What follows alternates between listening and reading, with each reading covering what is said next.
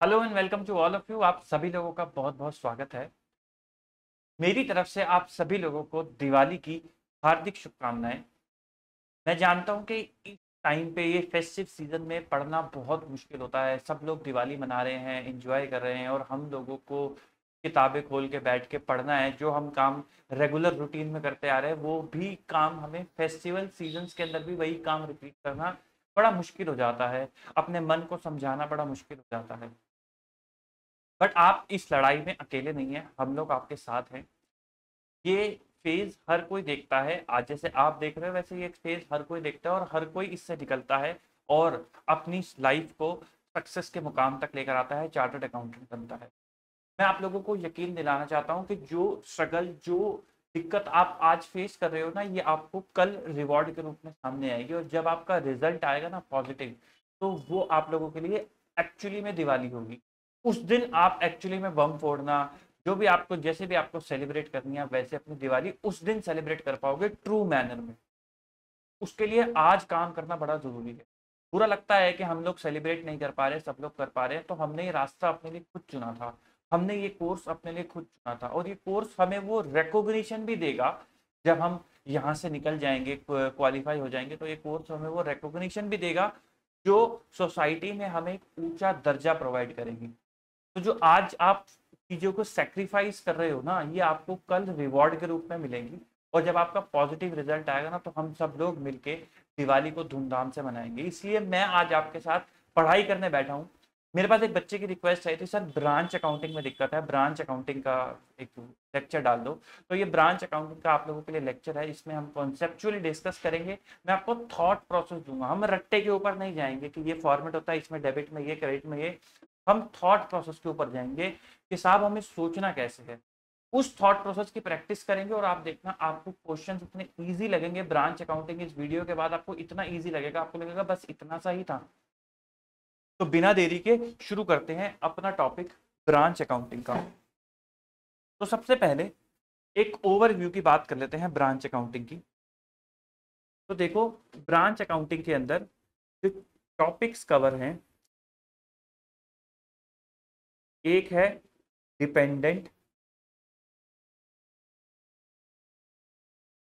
और एक होती है इंडिपेंडेंट ब्रांच।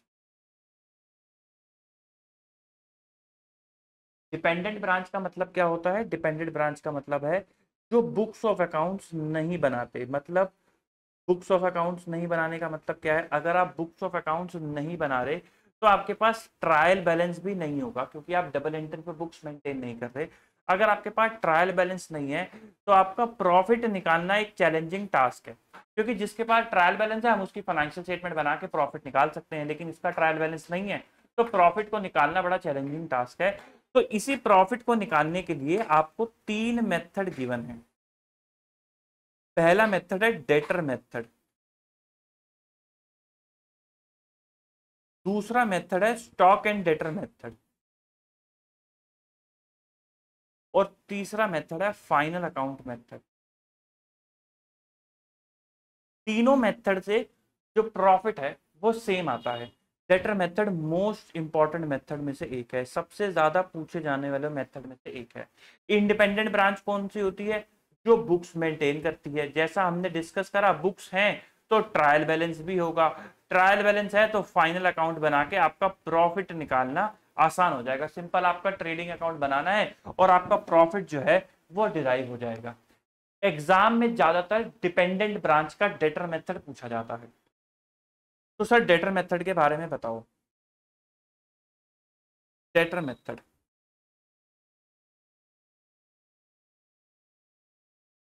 मैं फॉर्मूला नहीं दे रहा, मैं फॉर्मेट नहीं दे रहा, मैं आपको थॉट प्रोसेस दे रहा हूं। आपको क्या सोचना होता है?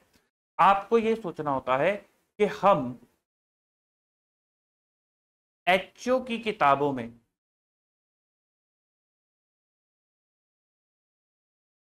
ब्रांच अकाउंट बना रहे हैं।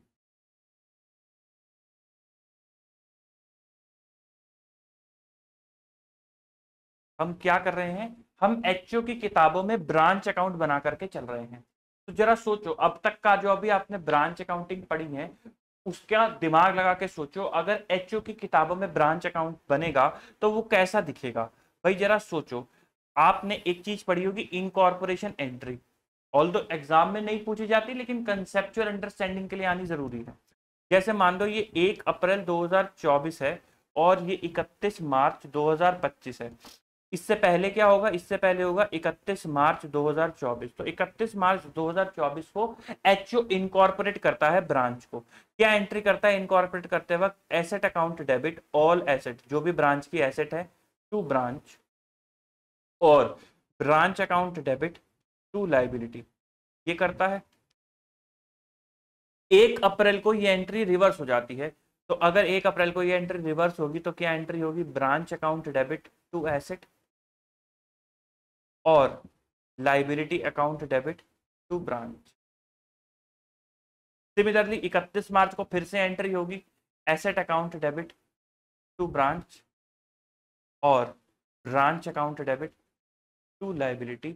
और ड्यूरिंग द ईयर जो भी ट्रांजेक्शन हुई होंगी वो होंगी। जैसे फॉर एग्जांपल एचओ ने अगर माल भेजा है ब्रांच को तो वो क्या एंट्री करेगा, वो एंट्री करेगा branch account debit to goods send. अब अगर मैं इन्हीं का ब्रांच अकाउंट बनाऊं, मैं ब्रांच अकाउंट बनाना चाह रहा हूं कब से कब तक का, 1 अप्रैल 2024 से लेके 31 मार्च 2025 तक का मैं ब्रांच अकाउंट बनाना चाह रहा हूं। तो जरा बताओ वो कैसा बनेगा।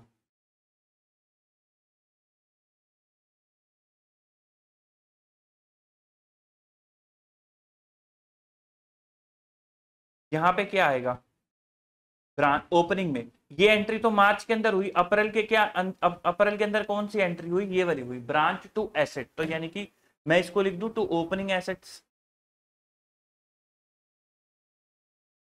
To opening assets. और क्या होगा, लाइबिलिटी टू ब्रांच, तो ब्रांच में होगा बाय ओपनिंग लाइबिलिटी। और क्लोजिंग में क्या होगा, एसेट टू ब्रांच, तो ब्रांच के अंदर क्या होगा, बाय क्लोजिंग एसेट्स। और लाइबिलिटी में क्या होगा, ब्रांच टू लाइबिलिटी, तो टू क्लोजिंग लाइबिलिटी। तो इस तरीके से आप अपनी opening assets, opening liability, closing assets और क्लोजिंग लाइबिलिटी लिखते हो। क्यों, क्योंकि इनकॉर्पोरेशन एंट्री पास होती है। तो जो भी ब्रांच की ओपनिंग एसेट है वो इधर आ जाती है, जो भी क्लोजिंग एसेट्स हैं वो इधर आ जाती हैं। अब ये रट्टा नहीं है, ये तो कॉन्सेप्ट है। जिसने इनकॉर्पोरेशन एंट्री नहीं समझी वो ये कहेगा कि हाँ इस मेथड में तो ऐसा ही होता है, लेकिन इस मेथड में नहीं। एचओ की किताबों में जब भी ब्रांच अकाउंट बनता है तो ऐसा ही होता है, क्योंकि एचओ इनकॉर्पोरेशन एंट्री पास करता है। सिमिलरली ओपनिंग लाइबिलिटी और इधर आ जाती है क्लोजिंग लाइबिलिटी, निकल करके आ जाती है। ये आप इसलिए लिखते हो। और बाकी के पीरियड में जो भी एचओ और ब्रांच के बीच में ट्रांजैक्शन हुई होती है हम उसको पास करते हैं, क्या सोच के कि एचओ अपनी किताबों में ब्रांच अकाउंट बना रहा है। मैंने आपको सोचने का तरीका क्या दिया, मैंने आपको बोला कि हम एचओ की बुक्स में ब्रांच अकाउंट बना रहे हैं। सिंपल इतना सा सोचना है। आओ जरा इसको सवाल की मदद से करते हैं। क्वेश्चन नंबर 1 से ही शुरुआत करते हैं। बकिंगम ब्रोस बॉम्बे, इनकी ब्रांच कहां पर है, नागपुर के अंदर है। इन्होंने गुड्स भेजे हैं, कॉस्ट पे भेजे हैं नागपुर को। डायरेक्ट परचेजेस भी ब्रांच करती है, जिसके लिए पेमेंट कहां करी, मेड एट हेड ऑफिस। देखो जी क्या बात लिखी हुई है, ब्रांच करती है डायरेक्ट परचेजेस और also made by branch for which, जिसके लिए पेमेंट कौन करता है, एचओ करता है। तो डायरेक्ट परचेजेस जो भी होंगी उसकी पेमेंट एचओ करेगा। जितनी भी डेली कलेक्शन होती हैं वो ट्रांसफर कर दी जाती हैं ब्रांच के द्वारा एचओ को। तो आपको डेटर मेथड से इसका काम करना है। तो ओपनिंग बैलेंसेस में आपको दे रखा है जो 1 जनवरी को आ रहे थे ब्रांच की बैलेंस शीट के अंदर, क्या क्या आ रहे थे, इम्प्लिसिट कैश आ रहा था 2000 का, डेटर्स आ रहे थे 25,000 के, स्टॉक ट्रांसफर फ्रॉम एचओ आ रहा था 24,000 का। ये है सारे ओपनिंग बैलेंसेस आपके पास। नहीं नहीं सॉरी, ये डायरेक्ट परचेज का स्टॉक है, यहां तक है। और डायरेक्ट परचेजेस का स्टॉक आ रहा था 16,000। स्टॉक के आगे हाइफन लगा हुआ है ना, तो 2 हैं स्टॉक, ट्रांसफर फ्रॉम एचओ और डायरेक्ट परचेजेस। तो यहां तक है आपके ओपनिंग बैलेंसेस। फिर उसके बाद कैश सेल्स हुई। मुझे जरा बताओ कि ये जो ओपनिंग बैलेंसेस हैं ये पिछले साल क्लोजिंग रहे होंगे। कहां पे क्लोजिंग रहे होंगे सर, ब्रांच की बैलेंस शीट के अंदर। जो भी ब्रांच ने बैलेंस शीट बनाई होगी उसमें आए होंगे, उस क्लोजिंग से एचओ ने टेकन ओवर करा होगा। तो जो आप लोग कंफ्यूज रहते हो कि जीआईटी आएगा या नहीं आएगा, तो उसके लिए क्या सोचना है, क्या वो ब्रांच की बैलेंस शीट में होगा। स्टॉक का जीआईटी जो ब्रांच ने बुक करा क्या वो इसके अंदर होगा? अगर इसके अंदर होगा तो एचओ भी टेक ओवर करेगा। और ये ओपनिंग एसेट्स हैं, तो क्योंकि ये ओपनिंग एसेट्स हैं तो इनको एचओ टेक ओवर करेगा। तो आप क्या लिख दोगे? 31 मार्च में उसने क्या एंट्री करी होगी? Asset to branch. आप इसको रिवर्स करोगे तो अपने डेबिट साइड में ओपनिंग एसेट्स को लिख दोगे। फिर ब्रांच ने कैश सेल्स करी 45,000 की। बताओ एचओ क्या एंट्री करे? कुछ भी नहीं करेगा एचओ एंट्री। ब्रांच ने क्रेडिट सेल्स करी, एचओ क्या एंट्री करे? एचओ को क्या लेना देना? एचओ और ब्रांच के बीच में तो कोई ट्रांजेक्शन नहीं हुई। ब्रांच ने डायरेक्ट परचेजेस करी 45,000 की। इसकी पेमेंट किसने करी होगी? इसकी पेमेंट एचओ ने करी होगी। तो तब एचओ ने क्या एंट्री करी होगी? एचओ ने एंट्री करी होगी branch account debit to HO, to branch, sorry, ओहो, to cash, branch account debit to cash 45,000। क्यों? क्योंकि डायरेक्ट परचेजेस की पेमेंट किसने करी होगी? एचओ ने करी होगी। माल रिटर्न हो गया, ब्रांच को कस्टमर ने माल रिटर्न कर दिया, एचओ को कोई लेना देना नहीं है। Goods send to branch from HO, तो एचओ ने माल भेजा है, एचओ क्या एंट्री करेगा? एचओ करेगा branch account debit to goods send. Transfer from HO for petty cash, तो एचओ ने कैश भेजा है 4,000 रुपए का, तो एचओ क्या एंट्री करेगा? एचओ एंट्री करेगा branch account debit to cash. फिर उसके बाद बैड डेट हो गए, ब्रांच का पैसा डूब गया, एचओ को कोई लेना देना नहीं है। डिस्काउंट दे दिया ब्रांच ने, एचओ को कोई लेना देना नहीं है। रेमिटेंस टू एचओ, एचओ को माल भेजा, रिसीव्ड बाय एचओ, 1,65,000 का माल रिसीव कर लिया एचओ ने। तो बताओ एचओ ने क्या एंट्री करी? एचओ ने एंट्री करी cash account debit to branch, cash account debit to branch, क्योंकि एचओ ने पैसा रिसीव कर लिया ब्रांच से। फिर कुछ रेमिटेंस भेजा एचओ को जो उसने रिसीव ही नहीं करा, तो आप रिसीव करवाओगे, क्या एंट्री करोगे? CIT to branch, simple. Branch expense directly paid by HO, HO ने ब्रांच के खर्चे पे कर दिए, एचओ बताओ क्या एंट्री करेगा? एचओ एंट्री करेगा branch account debit to cash. फिर ये क्लोजिंग बैलेंसेस हैं स्टॉक का, ट्रांसफर फ्रॉम एचओ का, ये क्लोजिंग बैलेंसेस यहां से शुरू हो जाते हैं, स्टॉक का, ट्रांसफर फ्रॉम एचओ। डेटर का बैलेंस आपको निकालना है, इंप्रेस कैश का कैश अकाउंट बना के निकालना है। फिर पेटी कैश एक्सपेंस ब्रांच के यहाँ हुए हैं, आपके एचओ के यहाँ नहीं हुए, तो इसका एचओ कोई एंट्री नहीं करेगा। आओ जरा मेरे साथ एंट्रियां बनाओ। एंट्री बना, वो लेजर बनाने से पहले आपको डेटर और कैश अकाउंट बनाना पड़ेगा ताकि आप बैलेंसेस निकाल सको। क्यों निकाल रहे हैं सर बैलेंसेस? क्योंकि जब तक बैलेंसेस नहीं निकालोगे तब तक जब तक आप बैलेंसेस नहीं निकालोगे तब तक आप ये नहीं बता पाओगे कि क्लोजिंग एसेट्स क्या होंगी, ये नहीं निकाल पाओगे, ये नहीं बता पाओगे। इसलिए आपको ब्रांच के क्लोजिंग एसेट्स निकालने जरूरी हैं। क्यों ब्रांच के क्लोजिंग एसेट्स निकालने जरूरी हैं? क्योंकि वही एसेट एचओ टेकन ओवर करेगा। ओपनिंग एसेट्स उसने आपको दे रखे हैं जो उसने टेकन ओवर करे होंगे। तो आओ जरा question number 1, branch account.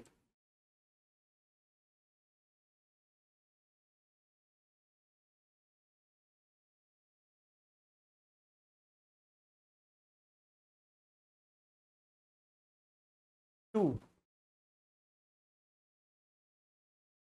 Opening assets, to opening assets.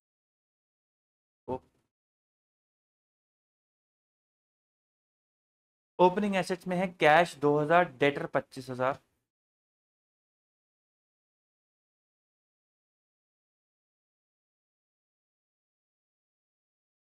Debtors 25,000। फिर स्टॉक एचओ के लिए 24,000 वाला और खुद से जो खरीदा है वो 16,000 वाला। स्टॉक फ्रॉम एचओ 24,000 और स्टॉक डायरेक्ट परचेजेस वाला है 16,000। तो ये आपने टोटल एसेट टेकन ओवर करी होंगी।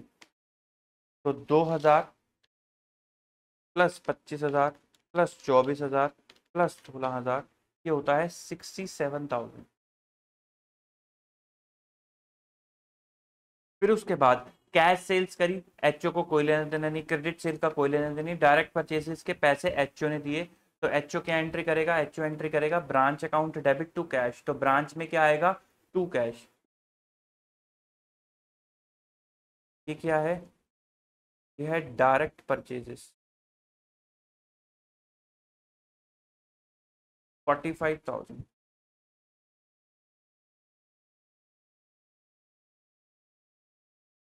फिर उसके बाद कस्टमर ने रिटर्न कर दिया, ब्रांच को, एचओ को कोई लेना देना नहीं।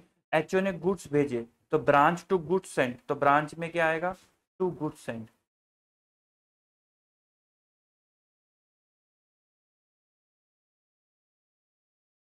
$60,000।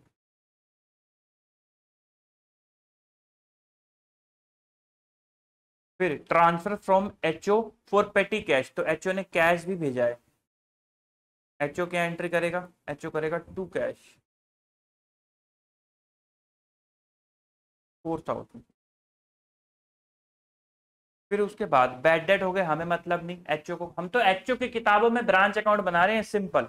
डिस्काउंट हमें मतलब नहीं। रेमिटेंस, एचओ को रेमिटेंस मिली है 1,65,000 रुपए की, तो एचओ क्या एंट्री करेगा, cash account debit to branch, तो ब्रांच में बाय कैश 1,65,000। फिर उसके बाद नॉट रिसीव बाय एचओ में सीआईटी बुक करना पड़ेगा, तो सीआईटी टू ब्रांच, तो ब्रांच अकाउंट में बाय सीआईटी।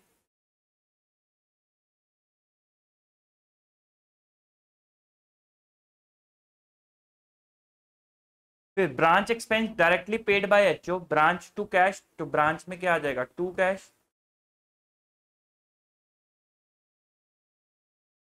30,000। फिर उसके बाद closing balances, stock direct purchase 10, HO वाला 15 बाय क्लोजिंग एसेट्स।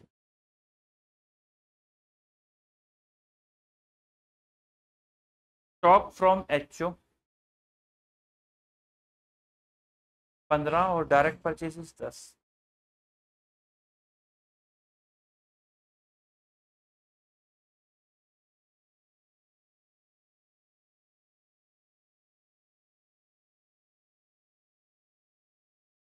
डेटर और इम्प्रेस कैश का निकालना है, डेटर्स ये निकालेंगे और कैश ये भी हम निकालेंगे।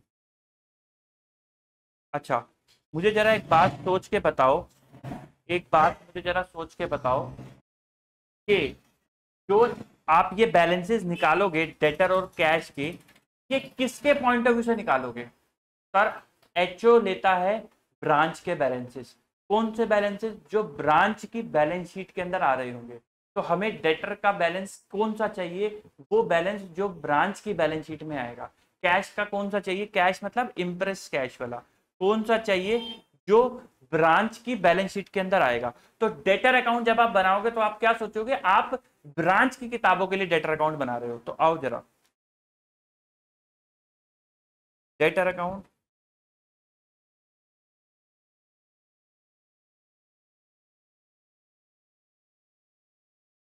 कैश अकाउंट, कि इम्प्रेस कैश कर लो और नॉर्मल कैश अकाउंट यहां बना लो।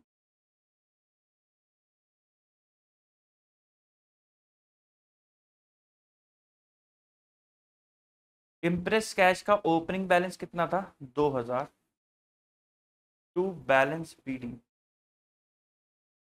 2,000, क्लोजिंग आपको निकालना है, और डेटर का ओपनिंग बैलेंस था 25,000,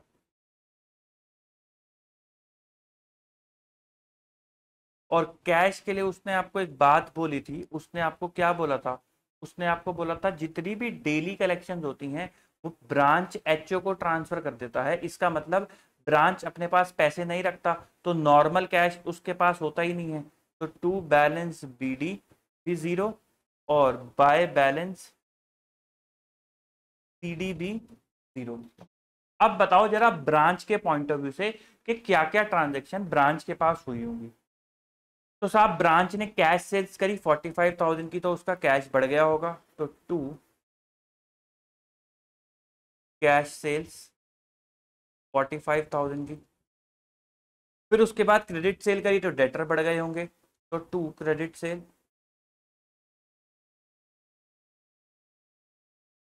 कितने की क्रेडिट सेल करी, 1,30,000 रुपए की।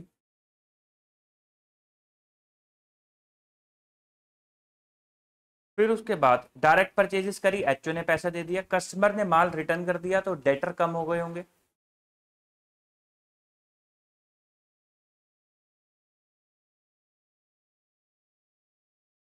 3,000 रुपये।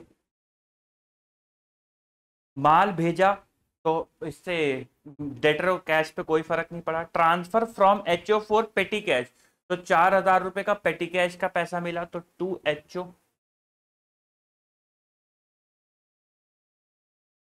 फिर उसके बाद बैड डेट हो गए 1,000 रुपए के, तो डेटर का बैलेंस कम हो जाएगा बाय बैड डेट 1,000 रुपए। फिर उसके बाद कस्टमर को डिस्काउंट दे दिया 2,000 रुपए का बाय डिस्काउंट 2,000 रुपए। फिर उसके बाद एचओ को पैसा भेजा 1,65,000, तो ये भेजा था जो उसको मिल गया। 5,000 एक अलग से भेजा था जो उसको नहीं मिला। तो बताओ ब्रांच ने कितना पैसा भेजा होगा। एचओ को दो दो गड्डी भेजी, एक एक ट्रक में भेजा 5,000 रुपया, और एक ट्रक में भेजा 1,65,000। 1,65,000 मिल गया एचओ को, 5,000 नहीं मिला। लेकिन ब्रांच ने तो कितना भेजा, ब्रांच ने तो सर भेजा 1,70,000। तो ब्रांच कहेगा भाई मैंने तो आपको 1,70,000 भेजा है।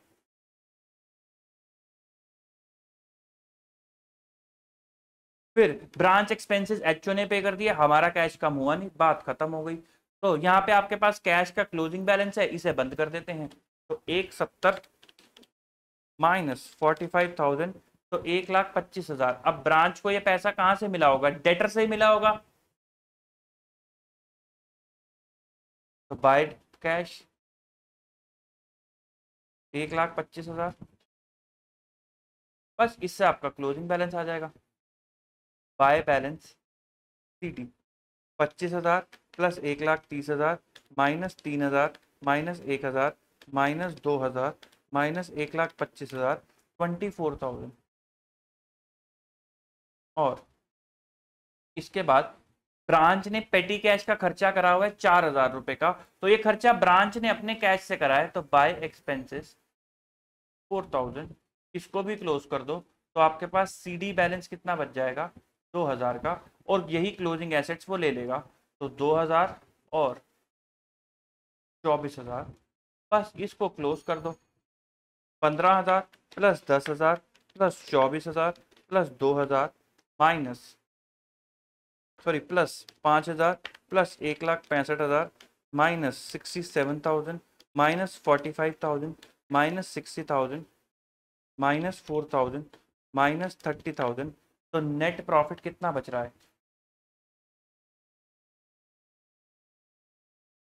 15,000।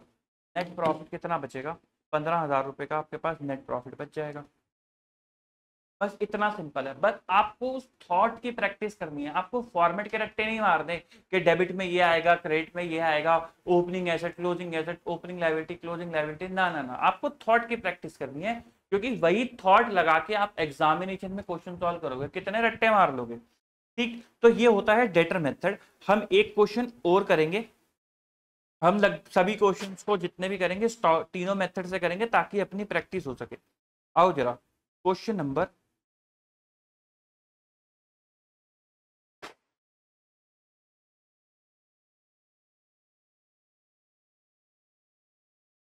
क्वेश्चन क्वेश्चन क्वेश्चन कहाँ गया।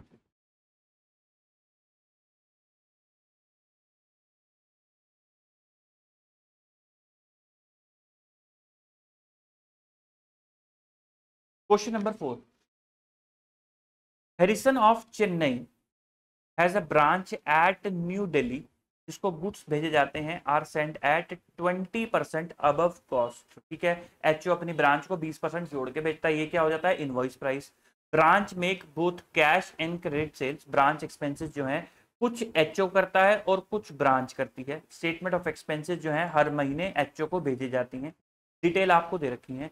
कॉस्ट ऑफ गुड्स जो हमने ब्रांच को भेजी है 2,00,000 रुपए का माल एचओ ने ब्रांच को भेजा, इस पे 20% जोड़ दोगे तो ये बन जाएगा 2,40,000। तो एचओ ने क्या एंट्री डाली होगी मुझे जरा बताओ सर। एचओ ने एंट्री डाली होगी branch account debit to goods sent, कितने से डाली होगी सर 2,40,000 से डाली होगी, 2,40,000 से। ब्रांच को 31 दिसंबर तक कितने के गुड्स मिले, 2,20,000 के, 2,40 के भेजे, मिले 2,20 के, तो इसका मतलब 20,000 क्या है, 20,000 अभी भी इन ट्रांजिट है, जिसको आप बोलते हो गुड्स इन ट्रांजिट। अब ये गुड्स इन ट्रांजिट आप ब्रांच की किताबों में बुक करते हो, आप एंट्री डालते हो GIT टू HO, ये GIT स्टॉक के अंदर चला जाता है, स्टॉक के अंदर जाके ये ब्रांच की बैलेंस शीट के अंदर भी चला जाता है।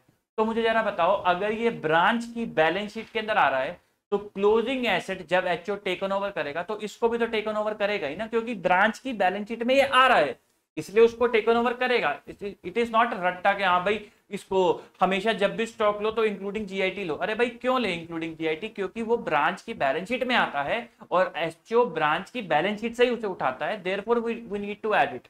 ठीक है, तो आप GIT को स्टॉक के अंदर ऐड करके चलोगे। ब्रांच ने क्रेडिट सेल्स करी इनवॉइस प्राइस पे, HO को कोई लेना देना नहीं। ब्रांच ने कैश सेल्स करी, हमें कोई लेना देना नहीं।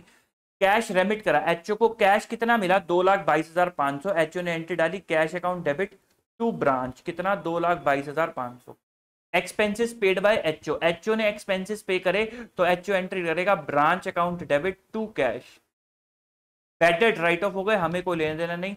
ये है ओपनिंग बैलेंसेस। अब देखो ये कह रहा है 25,000 एट कॉस्ट है, भाई HO 100 रुपए की चीज बेचता है 120 में, ये HO की कॉस्ट पे है। तो मुझे जरा बताओ 31 दिसंबर को जब पिछले साल बैलेंस शीट बनी होगी, ब्रांच की बैलेंस शीट में जो माल आएगा वो HO की कॉस्ट पे थोड़ा ना आएगा, वो तो 120 अपनी कॉस्ट पे आएगा। तो देयरफॉर आपको इसको इनवॉइस प्राइस पे करना पड़ेगा। क्यों करना पड़ेगा सर, क्योंकि वो ब्रांच की कॉस्ट है और आप ब्रांच की बैलेंस शीट में से माल उठाते हो, तो देयरफॉर आपको उसकी ब्रांच की बैलेंस शीट पे लेकर आना पड़ेगा। 28,000 रुपए का गुड्स आ रहे हैं एट इनवॉइस प्राइस, ठीक है, इसके अंदर आप GIT जोड़ दोगे, फिर डेटर और कैश का आपको ओपनिंग क्लोजिंग दे रखा है, आपको प्रॉफिट निकालना है डेटर मेथड से। आओ जरा क्वेश्चन को करते हैं सॉल्व। हम बना रहे हैं HO की किताबों में ब्रांच अकाउंट, क्या बना रहे हैं, HO की किताबों में ब्रांच अकाउंट।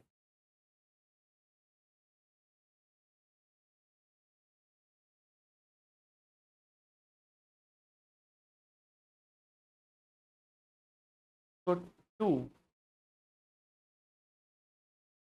ओपनिंग एसेट्स, आप लिखोगे ओपनिंग एसेट्स, कितने की लिखोगे ओपनिंग एसेट्स, स्टॉक 25,000, ये एट कॉस्ट है, आपको इनवॉइस प्राइस लिखना पड़ेगा। क्यों इनवॉइस प्राइस लिखना पड़ेगा सर, क्योंकि ब्रांच की बैलेंस शीट में स्टॉक अपनी कॉस्ट पे आएगा जो इनवॉइस प्राइस है। तो 25,000 इंटू 1.20, तो ये हो जाएगा 30,000। फिर उसके बाद डेटर 32,750 और कैश 5,000, डेटर्स 32,750 और कैश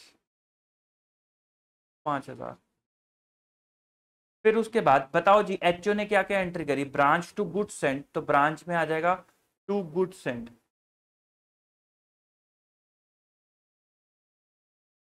2,40,000। और बताओ क्या क्या एंट्री करी, कैश टू ब्रांच, तो ब्रांच में आ जाएगा by cash 2,22,500।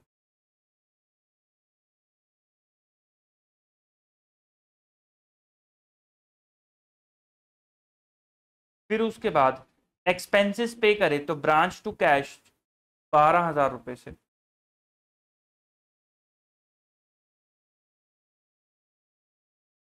Branch to cash 12,000 रुपए से। फिर बैड डेट से हमें लेना देना नहीं, और फिर हम लिख देंगे closing assets bye closing assets. Stock लिखोगे 48, 48 सर कैसे आया सर, 28 का क्लोजिंग स्टॉक था और 20,000 रुपए का GIT। सर GIT क्यों आया, क्योंकि जब ब्रांच की बैलेंस शीट बनेगी तो ब्रांच GIT को इंक्लूड करके स्टॉक दिखाएगा और वही स्टॉक HO ले जाएगा इनकॉर्पोरेशन में, तो देयरफॉर वो क्लोजिंग में आएगा। डेटर 26, कैश 2500,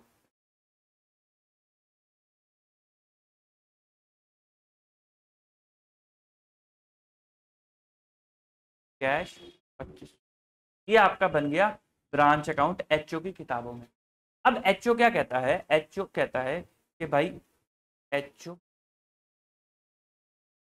ब्रांच, एचओ कहता है मैं 100 रुपए का माल ब्रांच को देता हूं 120 में, और 120 ही ब्रांच की कॉस्ट है, इसलिए आपने यहाँ पे 120 ऐड कर रखा है और इसको भी इनवॉइस प्राइस पे दिखा रखा है। एचओ कहता है क्यों ना लगे हाथ मैं इसे ही अपनी जो लोडिंग है 20 रुपीज की, मैं लगे हाथ यही कैंसिल कर दूं। तो हम कहते हैं हाँ कैंसिल कर दो। तो सबसे पहले वो ओपनिंग स्टॉक की लोडिंग उठाता है by reserve on opening stock, वो कितना हो जाएगा 5,000। सर 5,000 कैसे आया, तो देखो जी 30,000 अपने आप में 120 है, आपको 20 चाहिए, क्यों, क्योंकि 20 की ही लोडिंग है। 30,000 डिवाइड बाय 120 इंटू 20 तो 5,000। फिर उसके बाद इसकी भी लोडिंग उड़ा दो बाय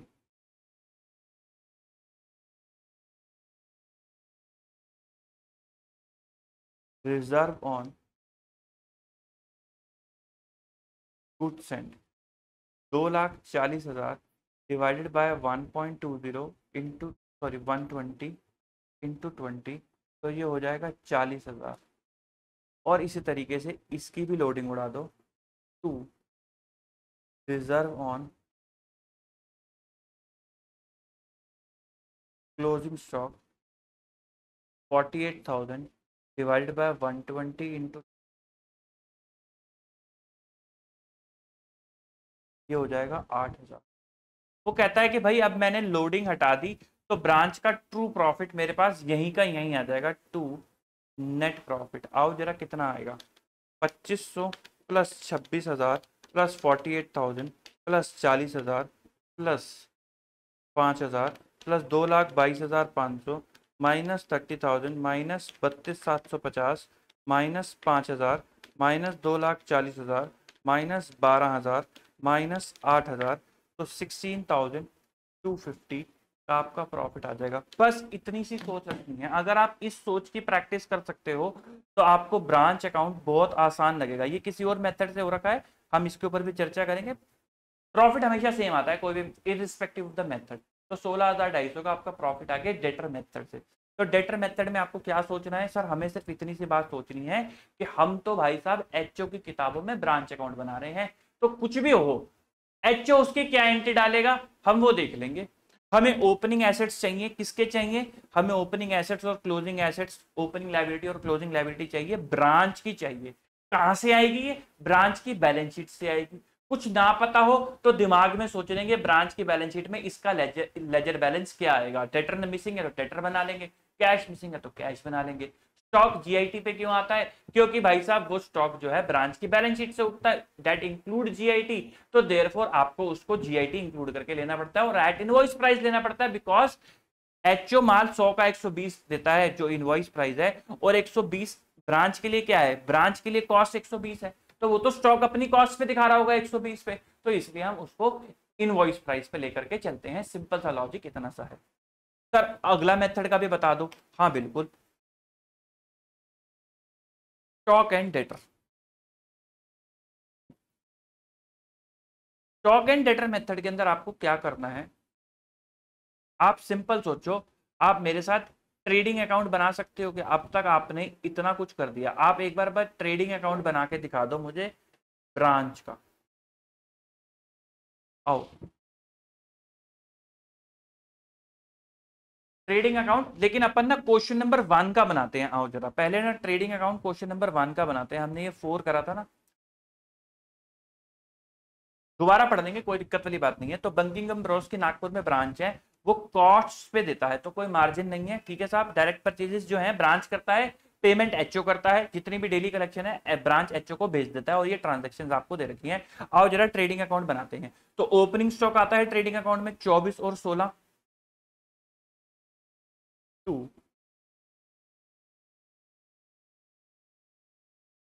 ओपनिंग स्टॉक एचओ वाला और ब्रांच वाला, सॉरी एचओ वाला और डायरेक्ट परचेज वाला। 24,000 और 16,000।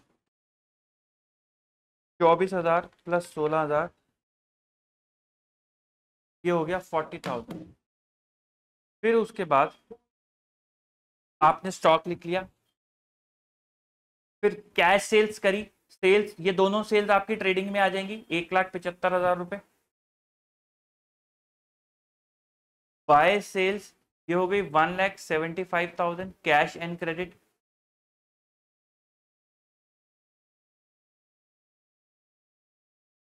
फिर उसके बाद आपने कहा सेल्स हो गई सर, डायरेक्ट परचेजेस करी हैं एट ब्रांच ने, तो परचेजेस भी ट्रेडिंग अकाउंट में आती हैं, तो 2 परचेजेस मैंने लिख दिया 45,000। उसके बाद सेल रिटर्न, ये रिटर्न फ्रॉम कस्टमर मतलब सेल रिटर्न हो गया। अब सेल रिटर्न आप यहां से माइनस करके दिखा दिखा सकते हो, या फिर मैं यहां लिख देता हूं 2 सेल रिटर्न,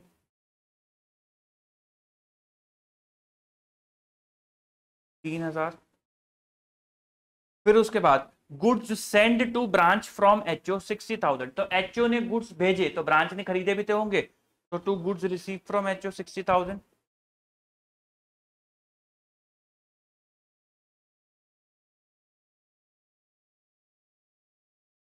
फिर उसके बाद एचओ ने कैश भेजा, ट्रेडिंग में आता नहीं।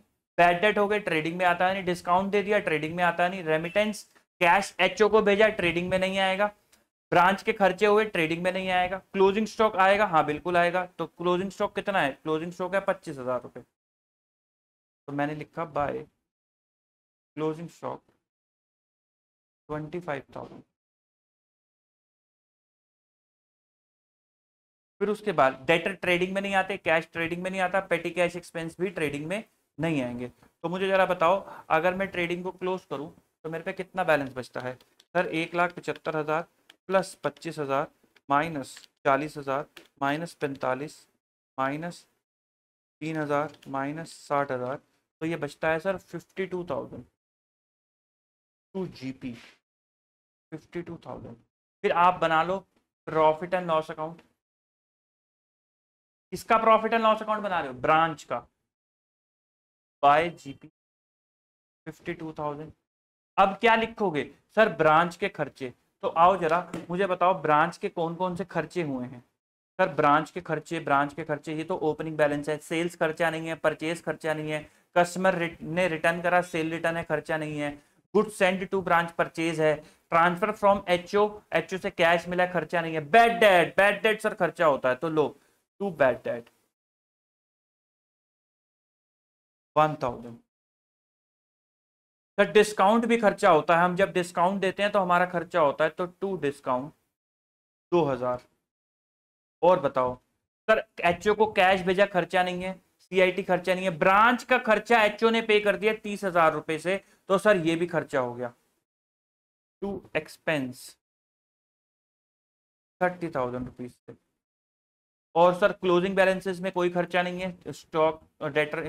सर पेटी कैश एक्सपेंस हुए हैं 4,000 से, सर ये भी खर्चा हो गया, टू पेटी कैश एक्सपेंस, पेटी एक्सपेंसेस 4,000 रुपए से। आओ जरा मुझे बताओ नेट प्रॉफिट कितना? -1,000 -2,000 -34,000 15,000। देख लेना क्वेश्चन नंबर 1 का नेट प्रॉफिट 15,000 ही आ रहा था। क्या मुझे एक बात बताओ, अगर मैं आपको ऐसी ट्रांजेक्शन दे दूं और बोलूं ट्रेडिंग अकाउंट बना लो, तो क्या आप नहीं बना सकते? सिंपल ट्रेडिंग अकाउंट बनाना है बस। स्टॉक एंड डेटर में आप क्या करते हो, इस ट्रेडिंग अकाउंट का नाम क्या है? स्टॉक। और एक अकाउंट और बनता है, जब हम क्वेश्चन नंबर 4 का बनाएंगे तो बताऊंगा, स्टॉक एडजस्टमेंट अकाउंट, जिसके अंदर रिजर्व जो है अलग अलग होते हैं। और फिर उसके बाद ये आपका पेड अकाउंट बनता है, जिससे आपका प्रॉफिट निकल करके आ जाता है। आओ जरा क्वेश्चन नंबर 4 का भी बनाओ। सर क्वेश्चन नंबर 4 का भी बनाए? हाँ सर, क्वेश्चन नंबर 4 का क्यों बनाएंगे? क्योंकि उसके अंदर ना लोडिंग वाला है, तो मुझे आपको लोडिंग भी सिखानी है। आओ जरा इसका भी बनाते हैं, ट्रेडिंग अकाउंट ही बनाते हैं।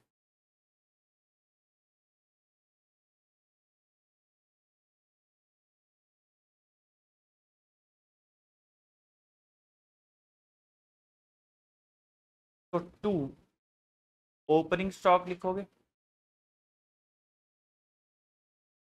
हाँ सर बिल्कुल लिखेंगे। तो ओपनिंग स्टॉक कितने का है? 25,000 एट कॉस्ट दे रखा है। मुझे बताओ ट्रेडिंग अकाउंट जब ब्रांच का बनाओगे तो एचओ की कॉस्ट पे लिखोगे या ब्रांच की कॉस्ट पे लिखोगे? सर हम तो ब्रांच की कॉस्ट पे लिखेंगे, जो क्या है 120, तो देयरफॉर ओपनिंग स्टॉक कितने का आएगा? 30,000 का आएगा, क्योंकि ब्रांच की यही कॉस्ट है। हाँ सर। फिर उसके बाद ब्रांच ने cost of good send to branch at cost 2 lakh, ये एचओ ने माल भेजा कितने का? 240 का माल भेजा। 2 लाख की कॉस्ट एचओ की थी, एचओ ने ब्रांच को कितने का बेचा? 2,40,000 रुपए का। तो ब्रांच के लिए कॉस्ट कितने की हो गई? 2,40,000। तो टू गुड्स रिसीव्ड,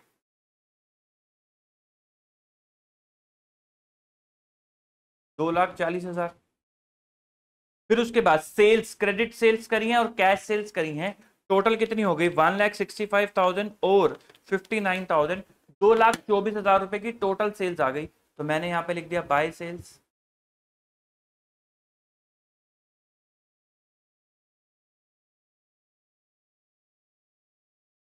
फिर उसके बाद कैश रेमिटेड खर्चा नहीं होता, एक्सपेंस पीएनएल में चला जाएगा, बैड डेट पीएनएल में चला जाएंगे। Closing stock, sir closing stock 28,000 है इनवॉइस प्राइस पे, इसके अंदर जीआईटी भी तो आएगा क्योंकि वो है टोटल ब्रांच का closing stock.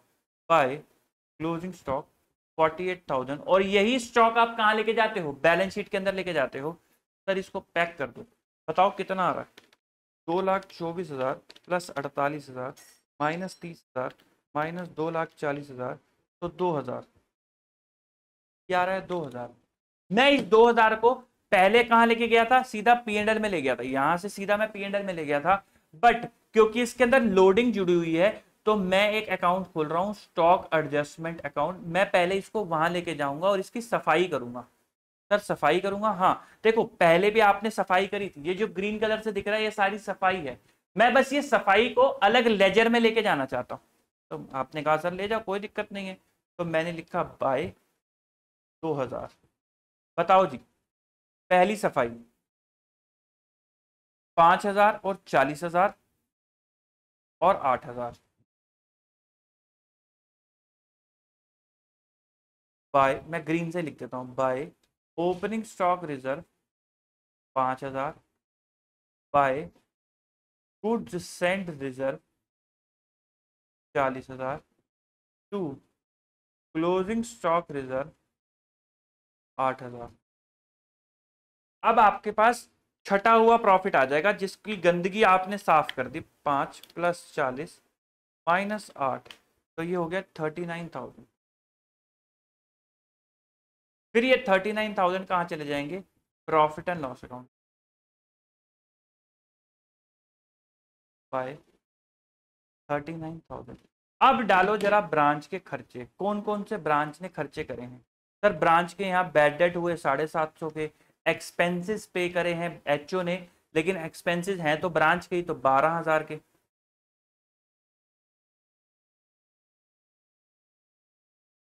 To expenses to bad debt 750। और कोई खर्चा? Cash sales, goods receive, stock debtor, नहीं, बस और कोई खर्चा नहीं है। अब बस वर्किंग नोट में कैश अकाउंट बना लो छोटा सा, ये देखने के लिए कि कोई चीज मिसिंग तो नहीं हो रही, कोई चीज हम छोड़ तो नहीं रहे, क्योंकि ब्रांच ना किताबें नहीं बनाता।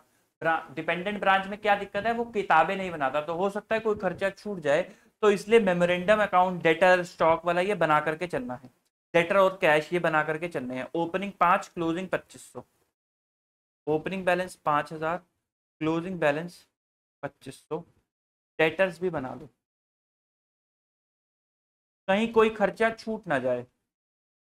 डेटर्स 32,750, क्लोजिंग 26,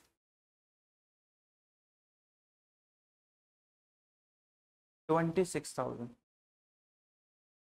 फिर उसके बाद बताओ जी, क्रेडिट सेल करोगे 165 की, तो डेटर बढ़ जाएगा। कैश सेल्स करोगे 2,22,500 की, तो कैश बढ़ जाएगा।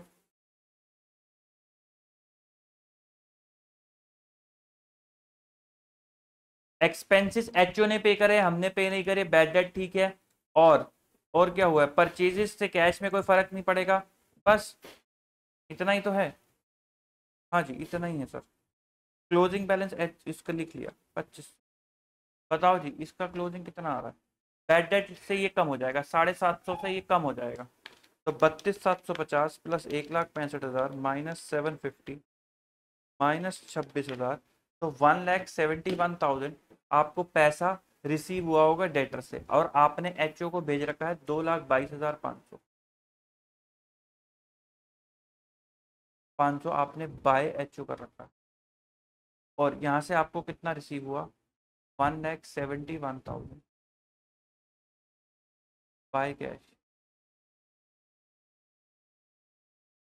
To debtors. ये मैंने उल्टा लिख दिया, हमने रेमिट करा था, मैंने गलत लिख दिया। 2,22,500 कैश रेमिटेड टू एचओ था, वो मैंने गलत लिख दिया। एनीवे 5,000 प्लस 1,71,000 माइनस 2,22,500 2500, ठीक है। कुछ छोड़ दिया क्या हमने? कैश सेल्स 59,000, ये नहीं लिखी क्या? हाँ ये नहीं लिखी, 59,000 की कैश सेल्स प्लस 59,000 12,500 माइनस 2500, तो 10,000 रुपये का बैलेंसिंग फिगर बच गया।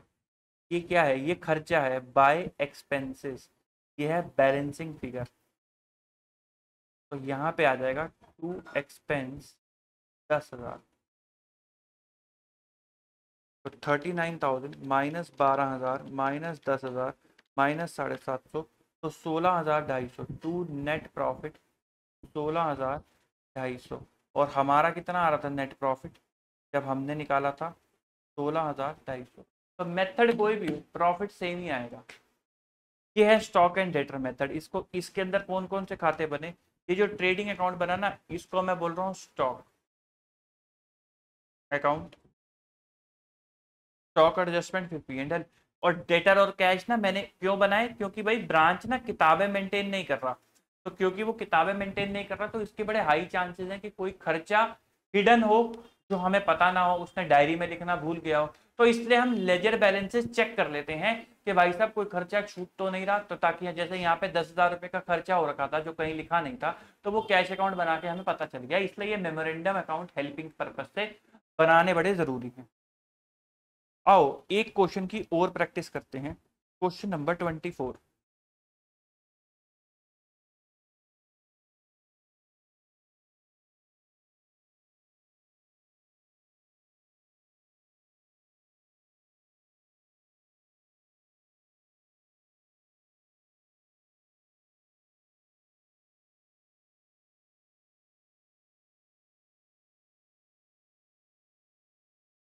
Question number 24।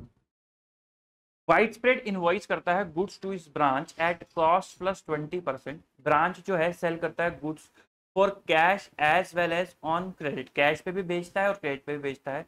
ब्रांच जो है मीट करता है अपना expense out of cash collected from इस डेटर एंड कैश सेल, और रेमिट कर देता है बैलेंस कैश एचओ को। तो यानी कि कैश का बैलेंस कितना रहता होगा? 0, क्योंकि वो आफ्टर विद होल्डिंग 10,000, इसका मतलब 10,000 रुपए का कैश का ओपनिंग क्लोजिंग रहता होगा, क्योंकि वो 10,000 रोक के बाकी सारा कैश ब्रांच को, एचओ को दे देते हैं। 31 मार्च को ब्रांच की जो एसेट्स थी वो इतनी ये थी during the accounting year March 2002, यानी कि ये आपको ओपनिंग एसेट दे रखी थी। इनवॉइस प्राइस 1,32,00,000 के गुड्स भेजे गए, इसमें से ब्रांच ने सेंड बैक कर दिए एचओ को 72,000 रुपए के गुड्स। और अदर ट्रांजेक्शन जो है वो ये हुई है, ब्रांच के यहाँ कैश सेल्स क्रेडिट सेल हुई है, cash collected by branch from its customer, cash discount return by customer, bad debt और एक्सपेंसेस। 1 जनवरी को ब्रांच परचेज करता है फर्नीचर 1,00,000 रुपए का, जिसके लिए पेमेंट कौन करता है? एचओ पेमेंट करता है। तो बताओ एचओ ने क्या एंट्री करी होगी? एचओ ने एंट्री करी होगी branch account debit to cash. 31 मार्च को ब्रांच के एक्सपेंसेस आउटस्टैंडिंग है 6,000 रुपए के, कैश अगेन 10,000 का, और फर्नीचर पे 16% का डेप्रिसिएशन है डब्ल्यूडीवी पे। आपको प्रॉफिट निकालना है। आओ जरा सबसे पहले हम निकालेंगे डेटर मेथड से। Question number 24, branch account.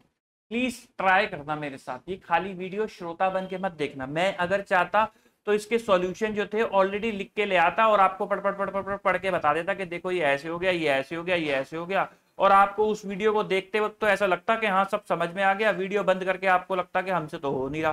तो इसलिए मैं साथ के साथ कर रहा हूं कि आप देखते भी जाओ, समझते भी जाओ। इसका फायदा तभी है जब आप भी अपना रजिस्टर उठाओ, हमने लगभग कॉन्सेप्ट समझ लिया, तो अब आप भी अपना रजिस्टर उठाओ और मेरे साथ साथ करना शुरू करो, तभी फायदा है। वरना जो मैं ये कर रहा हूं मेरी प्रैक्टिस होगी, आपकी प्रैक्टिस नहीं होगी।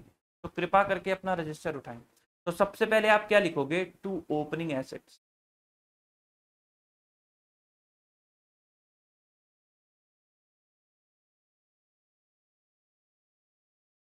ओपनिंग एसेट्स में लिखोगे कैश 10,000,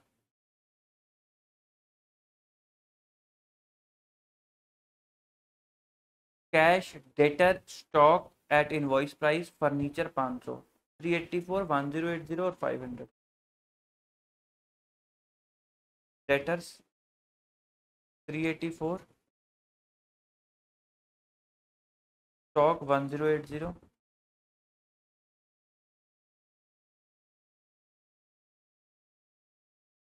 फर्नीचर 500।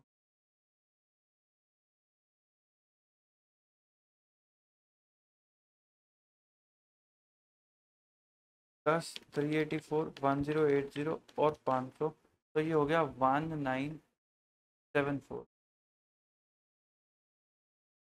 फिर invoice price of good dispatch by HO कितना, 1,32,00,000।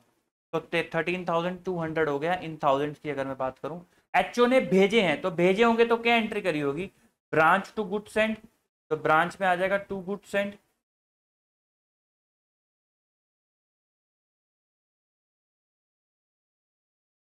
13,200।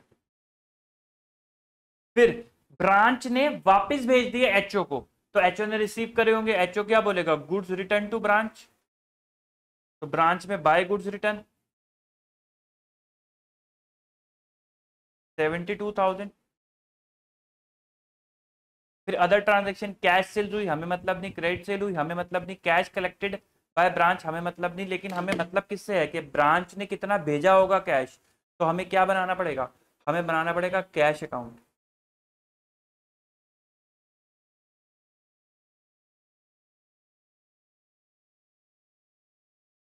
तो to balance BD 10,000, by balance CD 10,000, cash sales करी, इससे कैश बढ़ जाएगा। कैश सेल्स करेंगे तो 9700 से कैश बढ़ गया। उसके बाद क्रेडिट सेल करी, तो आपको डेटर अकाउंट भी बनाना पड़ेगा, क्योंकि उसने आपको क्लोजिंग डेटर नहीं दिया ना। हाँ आओ जरा, डेटर अकाउंट भी बना लो।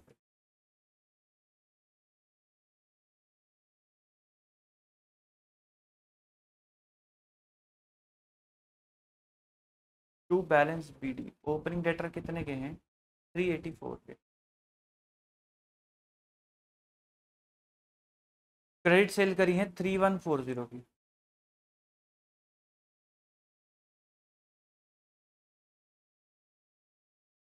फिर cash collected by branch from customer, तो 2842 का कैश कलेक्ट हुआ है। तो टू डेटर्स कितने का हुआ है, 2842। और बाय कैश 2842, कैश डिस्काउंट मिल गया 58,000 का।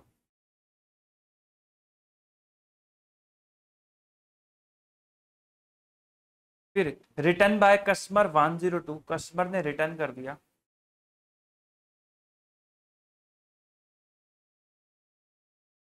फिर उसके बाद बैड डेट राइट ऑफ कर दिए 37 के, तो इससे भी डेटर कम हो जाएंगे।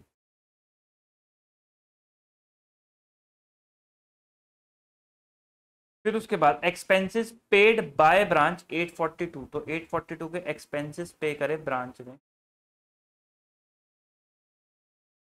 बस 10 प्लस 9700 प्लस 2842 माइनस 842 माइनस 10, तो यानी कि 11,700 का पैसा एचओ को भेजा होगा। ये पैसा एचओ ने रिसीव करा होगा, तो एचओ ने एंट्री डाली होगी कैश टू ब्रांच, यानी कि ब्रांच में बाय कैश 11,700 और बाय क्लोजिंग एसेट्स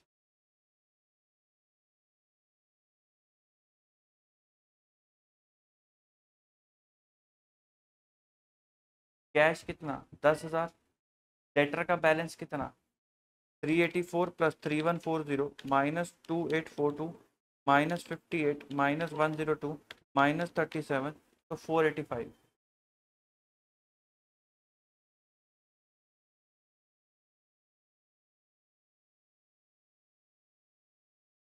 डेटर्स हो गए 485 के, कैश और डेटर का ये बैलेंस हो गया। फिर वो कहता है 1 जनवरी को ब्रांच ने परचेज करा नया फर्नीचर 1 लाख रुपए का, जिसकी पेमेंट एचओ ने करी। तो एचओ ने क्या एंट्री डाली होगी, ब्रांच टू कैश, तो ब्रांच में आ जाएगा टू कैश। 1 लाख रुपए का है ना, 100 आ जाएगा। ब्रांच के एक्सपेंस आउटस्टैंडिंग है तो ये लाइबिलिटी में होंगे, तो लाइबिलिटी को एचओ टेकन ओवर करेगा, तो क्या एंट्री करेगा, liability to branch, sorry branch to liability.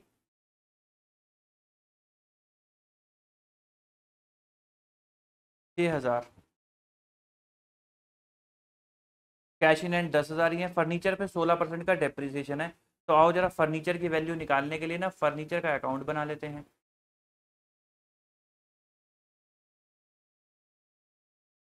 To balance BD, opening furniture कितने का था, ओपनिंग फर्नीचर का था 500 का। टू एचओ, एचओ से खरीदा और 100 का, बाय डेप्रीसिएशन, डेप्रीसिएशन लगेगा 500 का 16% पूरे 12 महीने के लिए, तो 80, और लगेगा 100 का 16% कितने महीने के लिए। आप किताबें कब क्लोज करते हो, 31 मार्च, तो 3 महीने के लिए, जनवरी फरवरी मार्च, 3/12, तो 100 का 16% इंटू 3/12, 484, तो बाय बैलेंस सीडी कितना आएगा 600 माइनस 84, 516।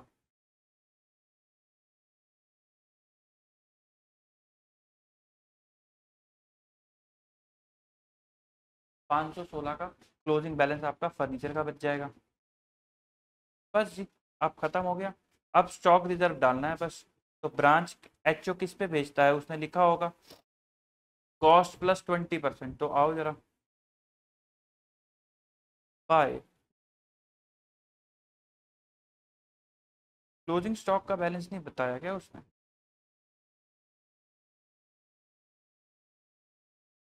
हाँ तो स्टॉक अकाउंट आपको बनाना पड़ेगा, उसने आपको स्टॉक का बैलेंस नहीं बताया भाई।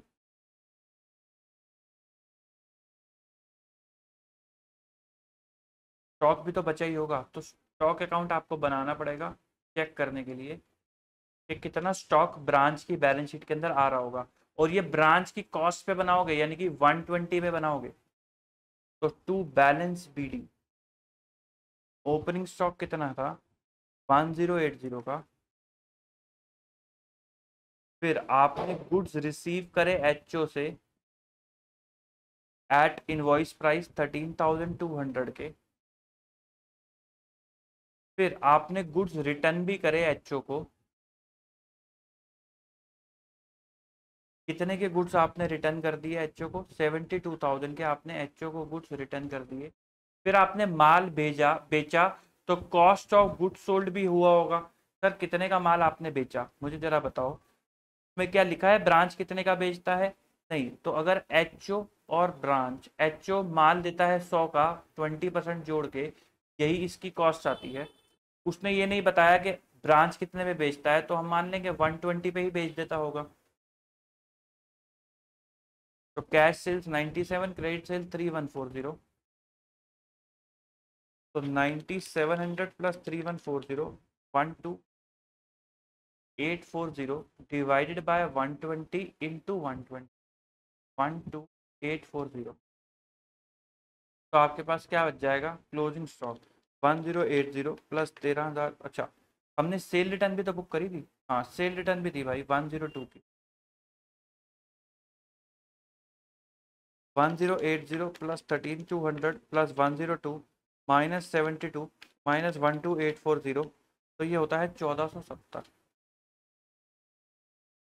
बाय बैलेंस सीटी। 1470 स्टॉक आ गया 1470। तो 10 प्लस 485 प्लस 516 प्लस 1470, तो ये होता है 2481।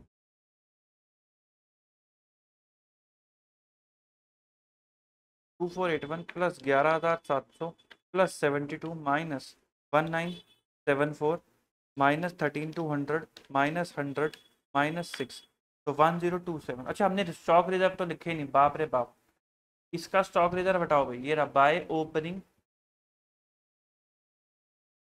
Stock reserve. ये कैसे हटाओगे? 1080 अपने आप में है 120, आपको चाहिए 20, तो 180 का इसका स्टॉक रिजर्व हो गया। गुड्स सेंड का भी स्टॉक रिजर्व हटाओ, by stock reserve on goods send 13200 divided by 120 into 20, तो ये हो गया 2200। 72 का भी हटाते हैं, जो ये इसका भी हटाओ, to stock reserve on goods return 72 divide by 120 into 20, 72 divide by 120 into 20, ये हो गया 12। और to stock reserve on closing stock कितना? 1470 divide by 120 into 20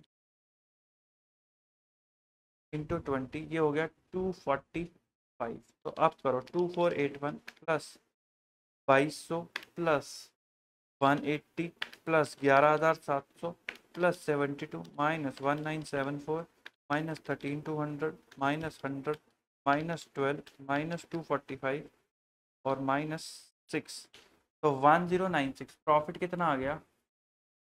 to net profit आ गया 1096, 1096। आओ इसको स्टॉक एंड डेटर से भी करें।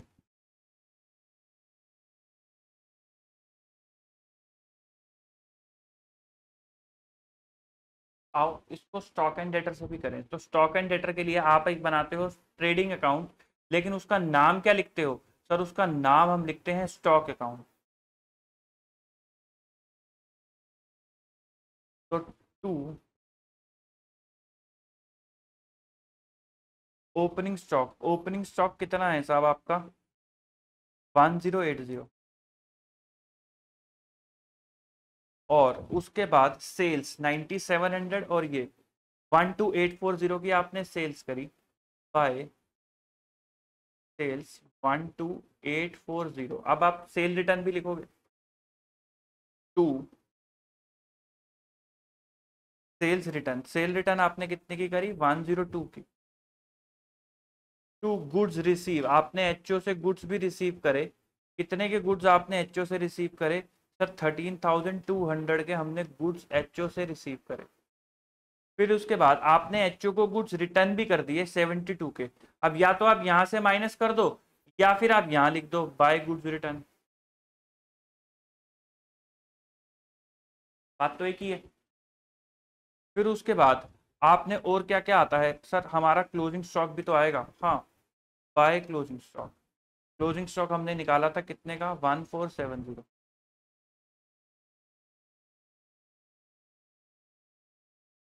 तो 1470 plus 72 plus 12840 minus 1080 minus 13200 minus 102, तो जीरो बच गया।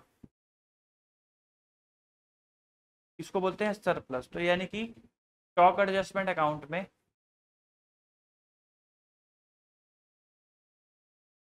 यहाँ पे बाय स्टॉक अकाउंट कितना आएगा? Zero.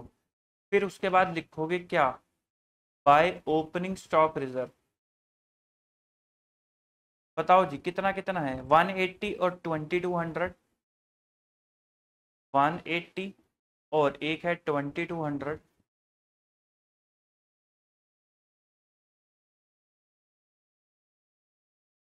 To closing stock reserve, ये कितना है? क्लोजिंग स्टॉक रिजर्व कितना है? 245, और रिटर्न के लिए कितना है? 12।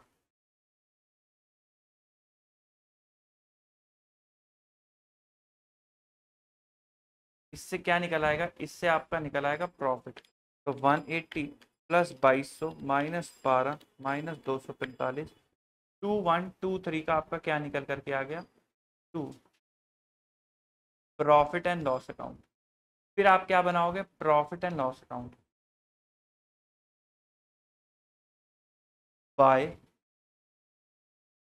Stock adjustment 2123। यहाँ लिखोगे कौन से खर्चे, वो खर्चे जो ब्रांच ने करे हैं। मुझे जरा बताओ ब्रांच ने कौन कौन से खर्चे करे हैं। ब्रांच ने एक तो 842 का खर्चा करा है, और कौन सा खर्चा करा है साहब, एक खर्चा डिस्काउंट का करा है 58 का, और कौन सा खर्चा करा है साहब, सेल रिटर्न खर्चा नहीं होता, बैड डेट खर्चा होता है 37 का,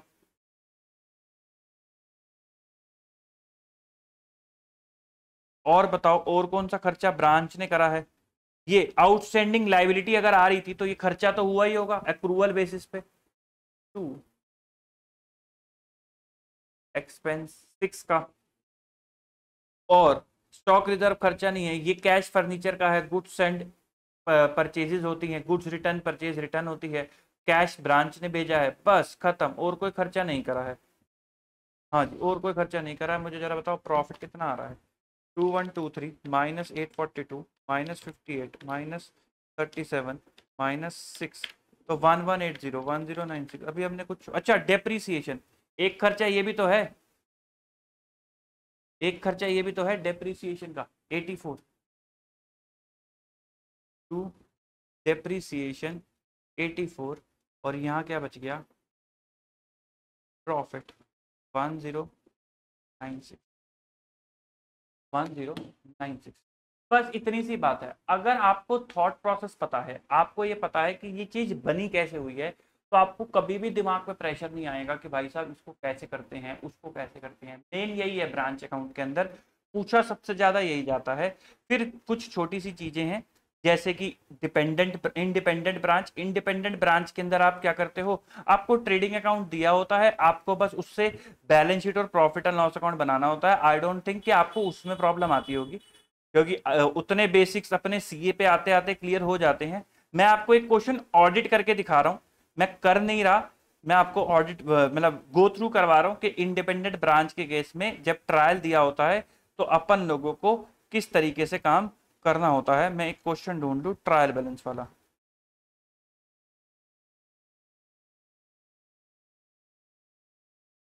वो कहाँ गया।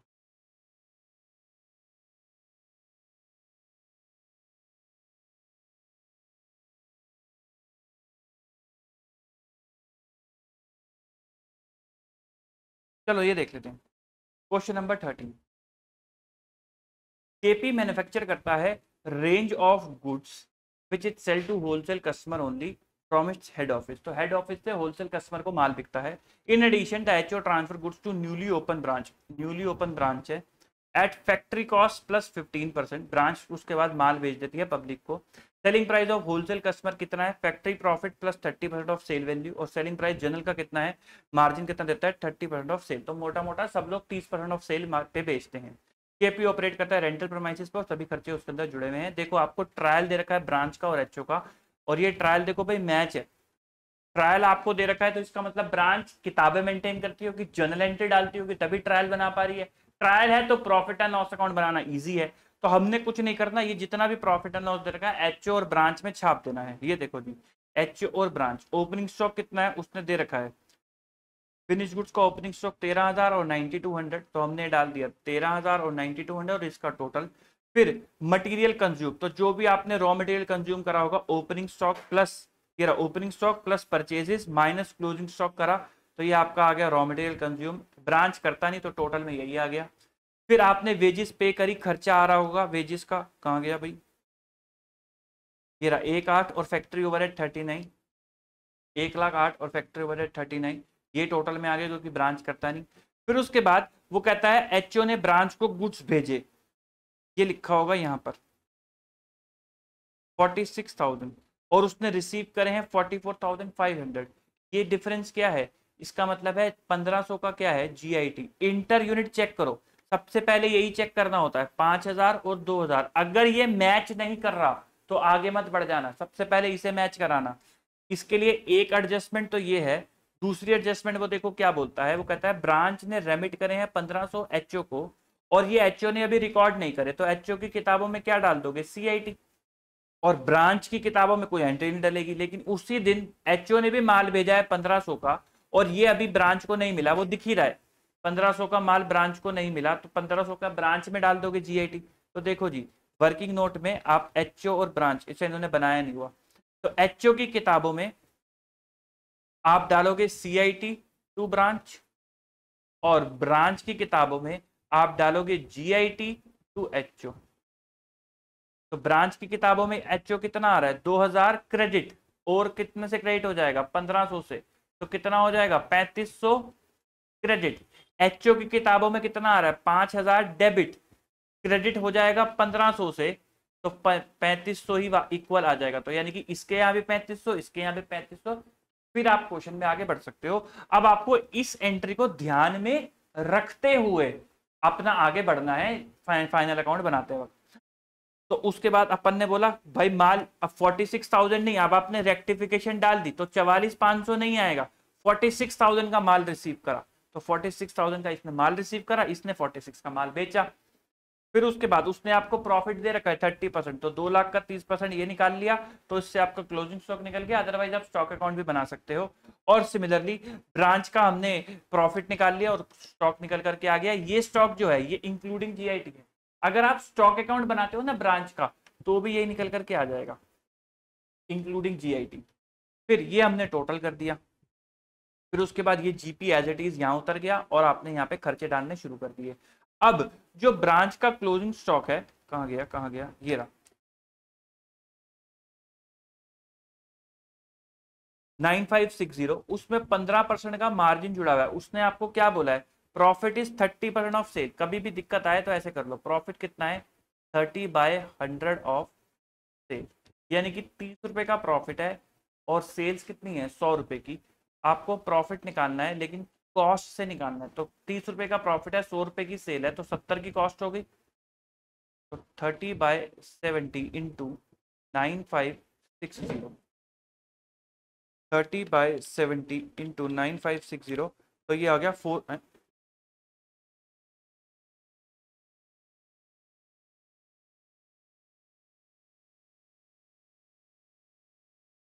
कुछ गलत कर दिया क्या मैंने, 30 प्रॉफिट ही तो है। हाँ 30% ऑफ सेल वैल्यू तो है। ओ हो, वो तो 15% पे बेचता है ना, सॉरी सॉरी, फिर ये काम नहीं करेगा। मैं कह रहा आंसर क्यों नहीं आ रहा, वो तो 15%, एचओ ब्रांच को बेचता है 15% जोड़ के। तो अगर 100 की चीज है तो वो 115 की हो जाती है। तो यानी कि इसके पास जो स्टॉक पड़ा है 9560 का, वो अपने आप में 115 है, और एचओ ने इस पे 15 रुपए कमा रखे हैं। सॉरी सॉरी, मेरी गलती है। 9560 डिवाइड बाय 115 इंटू 15, तो 1247। तो स्टॉक रिजर्व कितने का आ गया, 1247। और आपने बना कितने का रखा है ओपनिंग स्टॉक रिजर्व, 1200 का। एडिशनल कितने का बनाना पड़ेगा, 47 का। कौन बनाता है, एचओ बनाता है 47 का। और क्लोजिंग स्टॉक रिजर्व आ जाएगा 1247 का। ये इसके अंदर मुख्य पॉइंट है। बाकी तो ट्रायल बैलेंस छाप रखा है, कोई दिक्कत वाली बात नहीं है। स्टॉक अकाउंट बनाओगे बन जाएगा, क्लोजिंग स्टॉक भी आ जाएगा। ना आए तो आप मेरे से पूछ सकते हो, कोई दिक्कत वाली इसके अंदर बात नहीं है। ये होती है इंडिपेंडेंट ब्रांच। और एक पॉइंट आता है आपका फॉरेन ब्रांच का। फॉरेन ब्रांच के अंदर आपको बस कन्वर्जन करना होता है, उसके अंदर और कुछ खास नहीं है। कन्वर्जन के रूल सिंपल है, इंटीग्रल या फिर नॉन इंटीग्रल। इंटीग्रल अगर ब्रांच है तो पीपी किस पे जाएगा, पीपी जाएगा हिस्टोरिकल रेट पे। नॉन इंटीग्रल है तो पीपी किस पे जाएगा, वो जाएगा क्लोजिंग रेट पे। अकॉर्डिंगली इसका इंपैक्ट डेप्रिसिएशन पे भी पड़ जाएगा। डेप्रिसिएशन कन्वर्ट करने के बाद जो रेट है वो लगाना।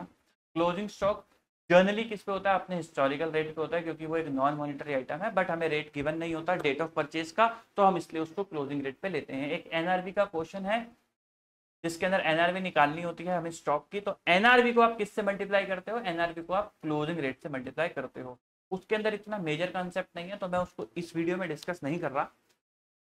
तो I hope dependent branch exam में सबसे ज्यादा पूछे जाने वाला टॉपिक है। आई होप आपको उस पर क्लैरिटी मिली होगी, इसलिए हमने उस पर सबसे ज्यादा टाइम स्पेंड करा है रेदर देन इंडिपेंडेंट और फॉरेन ब्रांच। बट अगर आपको उसमें भी समस्या आए तो आप इस वीडियो को कमेंट सेक्शन में बता सकते हैं, मैं उस पर भी आपको एक क्वेश्चन प्रैक्टिस की वीडियो बना दूंगा, कोई दिक्कत नहीं है। बट आपको एक काम जरूर करना है, डिपेंडेंट ब्रांच के क्वेश्चन, जो थॉट प्रोसेस मैंने आपको दिया उस पर प्रैक्टिस जरूर करनी है डिपेंडेंट ब्रांच की, कि भाई साहब डिपेंडेंट ब्रांच के क्वेश्चन सॉल्व कैसे होंगे, वो बड़ा जरूरी है करना, वो करिए। उसमें कोई समस्या आती है, रीच मी आउट, मेरा नंबर आपको डिस्क्रिप्शन में मिल जाएगा, नहीं तो आप कमेंट कर सकते हैं, टेलीग्राम पे जुड़ सकते हैं, जैसे आपको सुटेबल हो वैसे जुड़ सकते हैं। बट प्रैक्टिस करते रहिए, मेहनत करते रहिए, और अपना रिजल्ट दिवाली की तरह बना सेलिब्रेट करने का अपने आप को और अपने पेरेंट्स को मौका दे जरूर दीजिए। वो सिर्फ मेहनत से ही हो पाएगा, हम लोग आपके साथ हैं, आप लोग भी अच्छी मेहनत करिए। अभी के लिए इतना ही, गुड बाय, टाटा, take care, bye bye, happy Diwali.